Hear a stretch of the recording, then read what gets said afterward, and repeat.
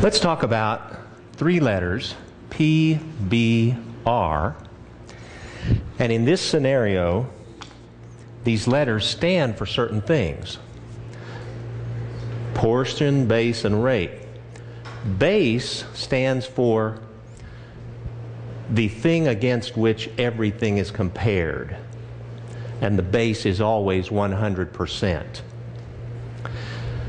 Rate is an easy one to recognize because it's almost always given as a percent, although it could be a fraction or it could be a decimal. And portion, or part, represents what we get when we take this rate times the base. Now, there are two different pictures for portion, base, and rate. One of the pictures looks like this. One of the pictures is when the base, the 100%, is the biggest thing. And we take a piece of it out, that's one of the portions, and there's another piece left, that's the other portion. So there are always two portions and there are always two rates. Now, in the book, there's a diagram drawn that has P on top, a line under it, B and R, and it has a circle around that. I don't like the circle around it because it makes it look like a pie chart. It makes it look like portion is half of something, base is a fourth of something, and rate is a fourth of something, and that is totally not true. It's really just a diagram. What does it usually mean when two letters are next to each other? It means multiply. What does it usually mean when two numbers are on top of each other with a horizontal line in between? Divide, all right? So this diagram is given to us so that we can memorize three different formulas without memorizing them. So, to find portion, we simply cover up the letter we're looking for. Portion equals whatever's left, base times rate. Portion equals base times rate. To find base, we cover up the letter B and we look at whatever's left. Base is equal to portion divided by rate. Base is equal to portion divided by rate. And rate is equal to portion divided by base. Now, there's another thing that this diagram does not tell us. Remember we said there are two portions and two rates that go with them? This diagram and these formulas only work if we're talking about a portion and a rate that match each other, that are both referring to the same chunk of the pie. Let's look at an example. Let's say we have 400 students. We have 400 students, and we say 60% of those students are female. How many students are female? So we're saying 60% of the students are female. So here's female. And there's another chunk of the pie that's male. All right? And together they total 400 students.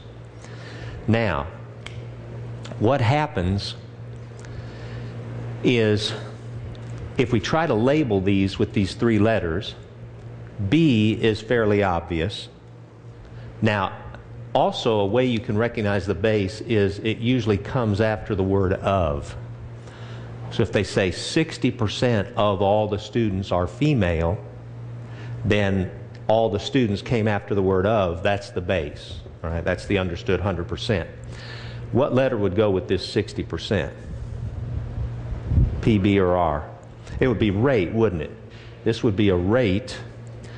So what are they looking for if they say how many students, how many actual students, number of students are female?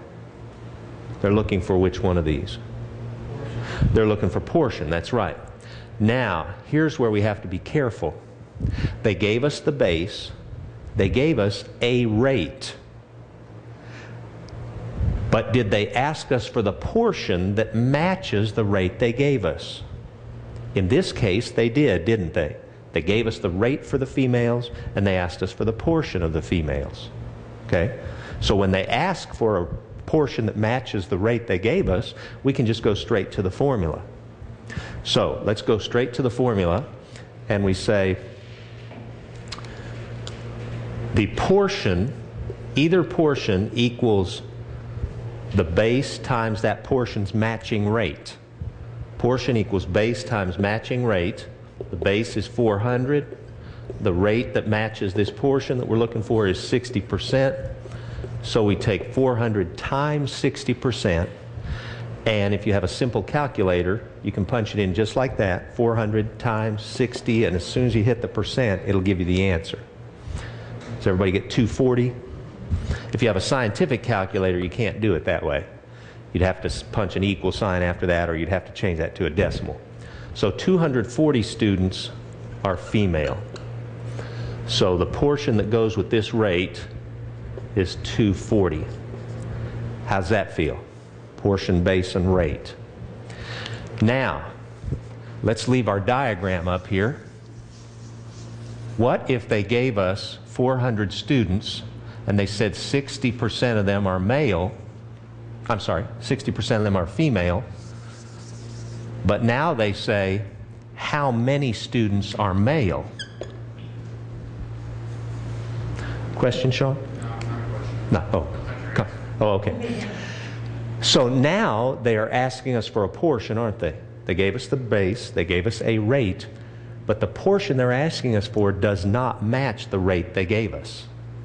So if we use our formula that portion equals base times any old rate, we'll get the same answer we got here, and that's not right. We could do this first and then do what with that 240? We could subtract it from 400. In other words, we could multiply first and then subtract the 240 from the 400.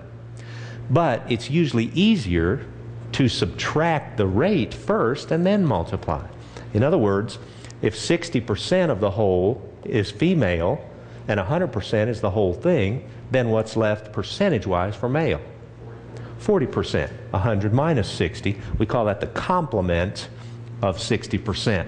To find the complement of a rate, we take 100% minus that rate. So the rate that goes with males is 40%. That's the rate that goes with males, and that's the portion we're looking for. Okay? So now we can use the formula, either portion is equal to the base times that portion's matching rate, and now we say that's 400 times not 60%, but 40%, and that gives us 160. Does that sound right? 160 male students.